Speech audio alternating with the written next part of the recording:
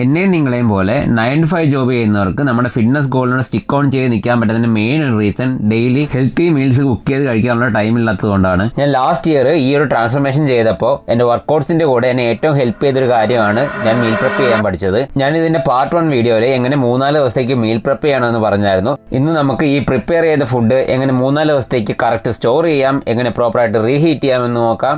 ആദ്യം നമ്മൾ ഈ കുക്ക് ചെയ്ത ഫുഡ് സ്റ്റോർ ചെയ്യുന്നതിന് മുന്നേ റൂം ടെമ്പറേച്ചറിലോട്ട് കൂൾ ഡൗൺ ആവാനായിട്ട് വെയിറ്റ് ചെയ്യണം. ഒരിക്കലും ചൂടോടെ എടുത്ത് ഫ്രിഡ്ജ് വെക്കരുത്. കൂളായി കഴിയുമ്പോൾ ഞാൻ ചെയ്യുന്നത്, ഇപ്പം ഞാൻ 6 മീൽസാണ് ഉണ്ടാക്കിയതെങ്കിൽ അതായത് 6 കണ്ടെയ്നേഴ്സിലോട്ട് പ്രോപ്പറായിട്ട് പോർഷൻ ചെയ്തിട്ട് അടച്ച് നേരെ ഫ്രിഡ്ജിലോട്ട് വെക്കുകയാണ്. ഞാൻ പോർഷൻ ചെയ്യുമ്പോൾ മെയിനായിട്ട് ശ്രദ്ധിക്കുന്നത്, ഇപ്പോൾ റൈസും ചിക്കനും ഉണ്ടാക്കുന്നത് റൈസും ചിക്കനും ഒരുമിച്ച് സ്റ്റോർ ചെയ്യും. പക്ഷേ സലാഡ് ഐറ്റംസ് ഞാൻ സെപ്പറേറ്റ് കണ്ടെയ്നേഴ്സിലാണ് സ്റ്റോർ ചെയ്യുന്നത്. മെയിൻ ഒരു റീസൺ, സലാഡ് നമുക്ക് റീഹീറ്റ് ചെയ്യേണ്ട ആവശ്യമില്ല. പിന്നെ ഈ സലാഡൊക്കെ റൈസിൻ്റെ കൂടെ സ്റ്റോർ ചെയ്യാനുള്ള പ്രശ്നം, ഈ സലാഡിൽ നിന്നൊക്കെ വെള്ളം ഇറങ്ങുമല്ലോ, അത് ഈ റൈസിൻ്റെ കൂടെ മിക്സ് ആയി വരുമ്പോൾ ഈ റൈസ് സോഗി ആയി പോകും.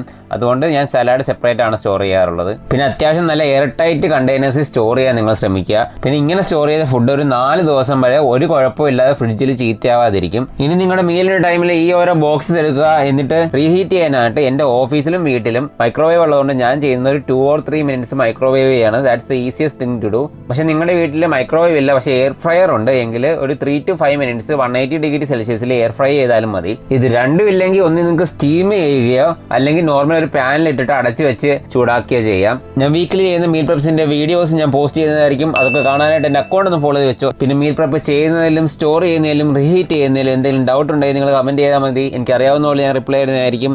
അപ്പോൾ അടുത്ത വീഡിയോ കാണാം. ബൈ.